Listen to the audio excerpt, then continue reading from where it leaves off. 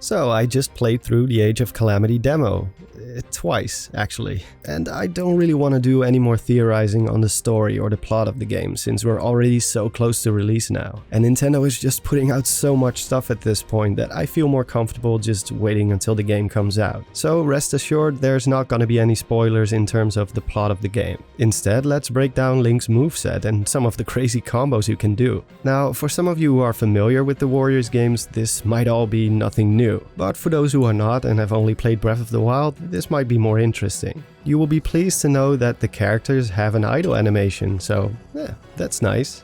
Anyway, down to business. Movement. Left control stick to move around, right control stick to control the camera, same as in Breath of the Wild. You can walk by tilting the control stick in any direction and go into a jog by tilting it all the way. If you hold it all the way long enough, Link will eventually start running. You can perform a dodge by pressing B. If the control stick is in the neutral position, you will do a backflip. Or you can use the control stick to dodge in any direction, even diagonally. You can do it pretty quickly too, which looks kind of funny to be honest. Something that's good to know is that it takes quite a while for Link to transition from a jog into a run. But if you perform a forward dodge while moving forward, he will start running much quicker. Do take note that you need to hold B briefly and not tap it too quickly, or else it doesn't work. You can also go straight into a run from a standstill without the dodge animation by pressing B and forward at the same time. But unlike in Breath of the Wild, you don't need to hold down B to keep running. After Link goes into a sprint, you can just let go of B. Next is strafing. Pressing and holding down ZL will allow you to move around at walking speed while facing the same direction. This also makes Link hold up his shield, so it doubles as a guard.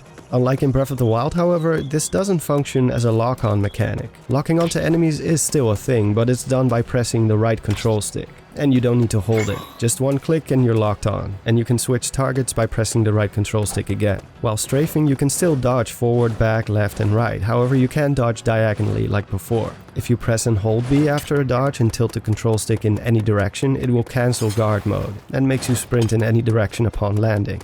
Now on to the good stuff, attacking and combos. So there's 3 basic attacks: regular, strong, and a unique action. Regular attacks are performed with Y. Continuously tapping the button will perform a basic string. You start off with 4 swings, but in my case I already unlocked a 5th one, and it's safe to assume that these will be expanded even further in the full game. In Breath of the Wild, once you start swinging, you can't change direction, however in Age of Calamity, you can.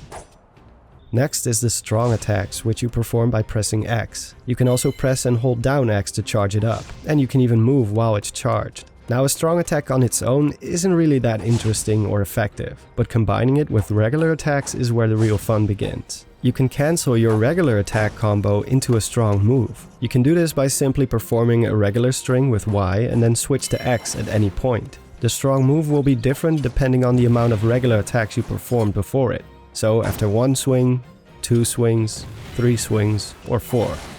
You can switch to a strong attack at any point in the combo except after the finisher. Now here's where it gets even more fun. Most of the strong moves performed mid-combo can be charged as well by holding the button down. So for example, if you perform a regular attack, then a strong one, but instead of just tapping it, you hold the button down. Once released, the move will be expanded even further.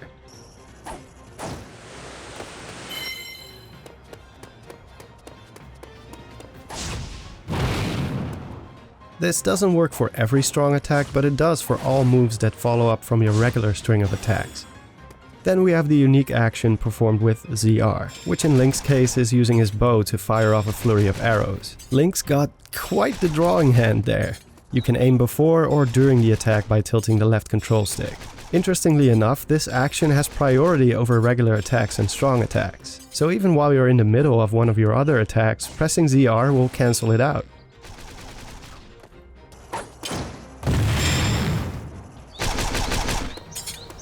In turn, the unique action can also be cancelled out before the attack by pressing B, or can be interrupted early by dodging.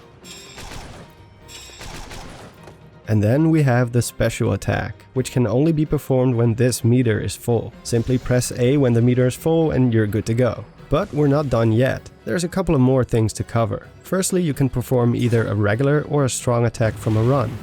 A dash attack where Link thrusts his sword forwards, or a long shield serve.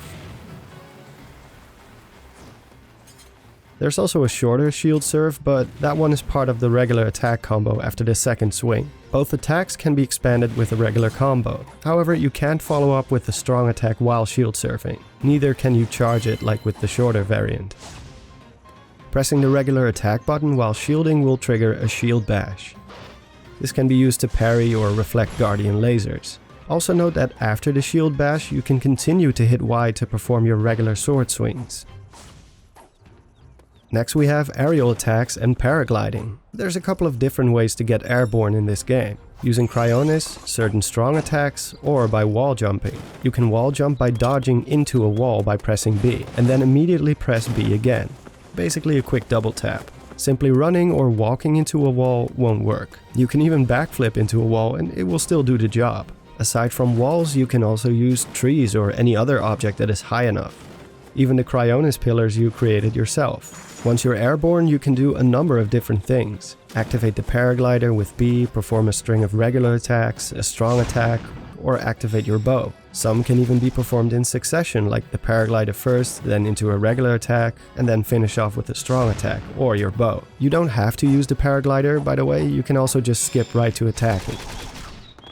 Do keep in mind that you cannot paraglide after an attack, nor can you do any follow-ups after a strong attack or your unique action. With all this stuff combined, you can perform some pretty long and nifty combos, so experiment away. And of course, as stated before, most of these attacks will likely be expanded further in the later parts of the game, and there might be many more possibilities with other weapons like spears or two-handed weapons. But I think this is already a pretty strong basis. Lastly, I will briefly touch upon some of the other controls. Pressing and holding down R will bring up the 4 different runes, which you then choose with Y, X, A or B.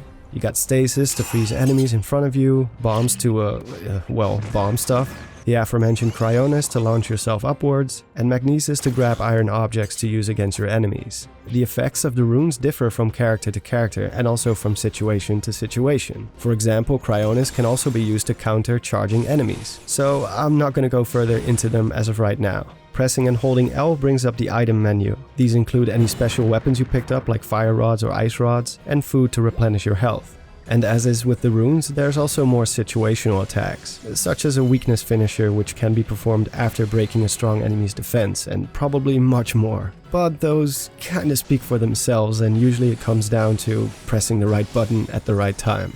So that pretty much covers it for now. I hope that this was of some use to you, and if not, at least entertaining enough to watch. Of course, everything covered here only applies to the beginning of the game and will likely get a lot more crazy down the line. Anyway, I will see you next time.